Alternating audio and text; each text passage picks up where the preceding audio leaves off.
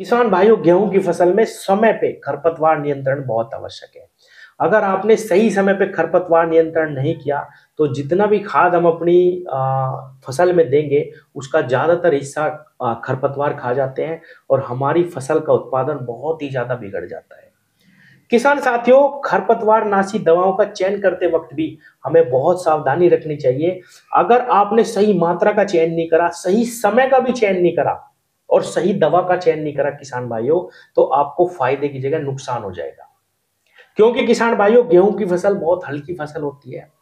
मान लीजिए आपके खेत में चौड़ी पत्ती का खरपतवार है और आपने एक बहुत हैवी खरपतवार नाशी दवा का चयन कर लिया जो सभी प्रकार के खरपतवारों को समाप्त करती हो, तो उसका कहीं ना कहीं दुष्प्रभाव आपके खेत में जरूर दिखाई देगा। इसीलिए किसान भाइयों, सही दवा का चयन करना है। अब सही समय की मैं बात क्यों कर रहा हूं किसान भाइयों, मान लीजिए आपने पहला पानी दे दिया उसमें यूरिया वगैरह डाल के, और वो जो छोटा छोटा खरपतवार था वो बहुत बड़ा हो जाए तो आपको दवा भी हैवी इस्तेमाल करनी पड़ेगी। उसका भी दुष्प्रभाव आपकी फसल पे जरूर आएगा और फसल रिकवर करने में बहुत समय ले जाएगी। तो किसान भाइयों, सही समय, सही मात्रा और सही दवा का चयन बहुत ही आवश्यक है। आज ये मैं आपको तीनों चीज बताऊंगा कि आपको किस समय पे कौन सी दवा का चयन करना, और आपके खेत में आपको पहचानना पड़ेगा कि कौन सा खरपतवार है बहुतायत में, और उसके लिए आपको कौन सी दवा डालनी। सबसे पहला सवाल ये उठता है कि खरपतवार नाशी दवा का इस्तेमाल कब करें। बुआई के बाद कर दे जब जर्मिनेशन आ जाए, या पहले पानी के बाद करें, या पहले पानी से पहले करें। ये सवाल ज्यादातर किसानों के मन में रहता है। तो किसान भाइयों, चाहे वो किसी कीटनाशक का स्प्रे हो, चाहे वो किसी खाद का स्प्रे हो, चाहे वो किसी खरपतवार नाशी दवा का इस्तेमाल हो, हमें हमेशा सिंचाई के बाद ही स्प्रे करनी चाहिए। उसके हमें दो गुने लाभ मिलते हैं। कभी भी हमें सूखे खेत में स्प्रे करके पानी नहीं देना चाहिए, उसका हमें आधा लाभ मिलता है। तो किसान भाइयों, अगर मान लीजिए आप सूखे खेत में स्प्रे करेंगे और उसके बाद पानी देंगे तो आपको कम लाभ मिलेगा। इसकी बजाय आप पहले पानी के बाद ही खरपतवार नाशी दवा का इस्तेमाल करें। उस वक्त पे बहुत ज्यादा प्रोग्रेस खरपतवार को नहीं मिल पाती। जो छोटा छोटा खरपतवार रहता है उसकी 4-5 दिनों में थोड़ी सी ही ग्रोथ हो पाती है, और उसी समय पे आपको सही दवा का चयन करके खरपतवार नाशी दवा का इस्तेमाल करना है। किसान भाइयों, सबसे पहले बात करते हैं चौड़ी पत्ती वाले खरपतवार नाशी के बारे में। ज्यादातर गेहूं के खेत में चौड़ी पत्ती के ही खरपतवार जमते हैं, इसीलिए आपको चौड़ी पत्ती के खरपतवार नाशी दवा का ही चयन करना है। किसान साथियों, एक ऐसी दवा का चयन करना है जिससे बिल्कुल भी झटका ना लगे, ये बहुत ही आवश्यक है। इसीलिए मेरे किसान भाइयों, जांची परखी दवा मैट सल्फ्यूरोन मिथाइल, इस दवा का आपको चयन करना है। 8 से 12 ग्राम प्रति एकड़ अगर आप इसका इस्तेमाल करेंगे, आपके खेत में जितने भी चौड़ी पत्ती के खरपतवार हैं वो सारे समाप्त हो जाएंगे। आपकी गेहूं की फसल में बिल्कुल भी झटका नहीं लगेगा। नाम मैं एक बार और बता देता हूं, कई सारी कंपनियां इसको अलग अलग नाम से बनाती है। मैट सल्फ्यूरोन मिथाइल 8 से 12 ग्राम प्रति एकड़ आपको इस्तेमाल करना है। दूसरी एक दवा बहुत जानी मानी दवा है जिसका इस्तेमाल सभी किसान भाई करते हैं, लेकिन इसमें भी आपको थोड़ी सी सावधानी रखनी है। 2,4-D, ये दो प्रकार से आपको मिलेगी, दो तरह की मिलती है बाजार में। एक तो 38% वाली, एक 58% वाली। आपको 58% वाली 2,4-D लेनी है। किसान भाइयों, मैं आपको 38 वाली इसलिए नहीं कह रहा कि उसके दुष्परिणाम देखे गए हैं। वो पत्तियों को मोड़ देती है, उसके अंदर गैस रहती है किसान भाइयों, इसलिए आपको 58% वाली लेनी है। और इसका इस्तेमाल करना 400 ml प्रति एकड़। 2,4-D 58% वाली 400 ml प्रति एकड़ आपको लेनी है।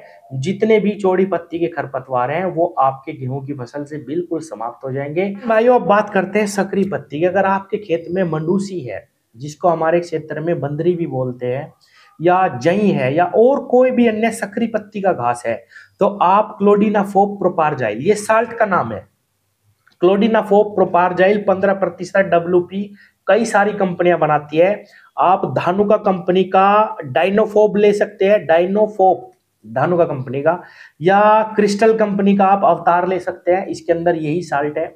या अन्य किसी कंपनी का भी क्लोडिनाफोप आप ले सकते हैं 15% वाला। इसकी 160 ml प्रति एकड़ आपको दवा लेनी है, जिसका घोल बनाना है। किसान भाइयों, पहले पानी के बाद आपको स्प्रे कर देनी है। एक चीज का ध्यान रखना, बार बार एक ही जगह पे रिपीट नहीं करनी स्प्रे। मान लीजिए आप यहां से अभी स्प्रे करते गए तो फिर यहीं पे नहीं आना, उसका थोड़ा सा दुष्प्रभाव आ सकता है। और किसी खेत में अगर 1% का आपको कुछ झटका दिखाई भी देता है तो वो बहुत ज्यादा लंबा नहीं चलेगा, उसका भी फायदा हमें मिलेगा, ब्यात आएगा आपके खेत में बहुत अच्छा किसान भाई, और झटका हाल तो बिल्कुल भी लगेगा नहीं।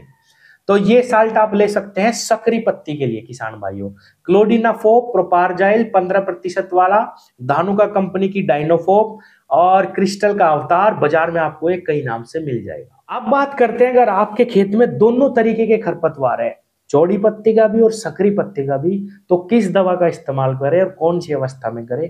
अवस्था तो वही रहेगी किसान भाइयों, पहले पानी के बाद ही हमें खरपतवार नाशी दवा का स्प्रे करना है। तो आप यूपीएल कंपनी का वेस्टा ले सकते हैं, इसके लिए सबसे बेहतरीन दवाई है जिसका बिल्कुल भी झटका नहीं लगेगा हमारी फसल पे। किसान भाइयों 160 ml प्रति एकड़ इस दवा का इस्तेमाल करना है हमें, और सावधानी वही रखनी कि 2-2 बार स्प्रे नहीं करनी एक ही जगह पे। और किसान भाइयों इसके अंदर ये दोनों साल्ट आते हैं जो मैंने अभी आपको बताया है, क्लोडिनाफोप, प्रोपारजाइल 15% और 1% में इसके अंदर मैट सल्फ्यूरोन मिथाइल भी आता है। दोनों दवा इसके अंदर रहती है, चौड़ी पत्ती के लिए भी और सकरी पत्ती के लिए भी। बहुत जबरदस्त रिजल्ट इस दवा के आपको देखने को मिलेंगे। तो किसान भाइयों मैंने आपको दवा भी बता दी, चौड़ी पत्ती और सकरी पत्ती के लिए समय भी बता दिया और मात्रा भी बता दी।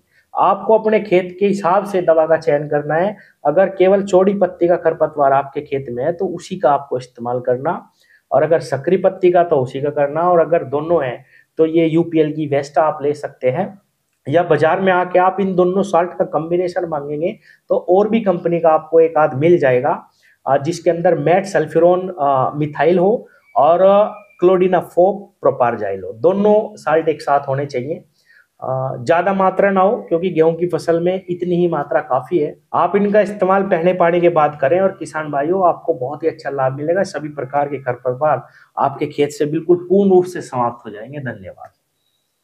ये देखिए ये एक पौधा यहाँ पे है।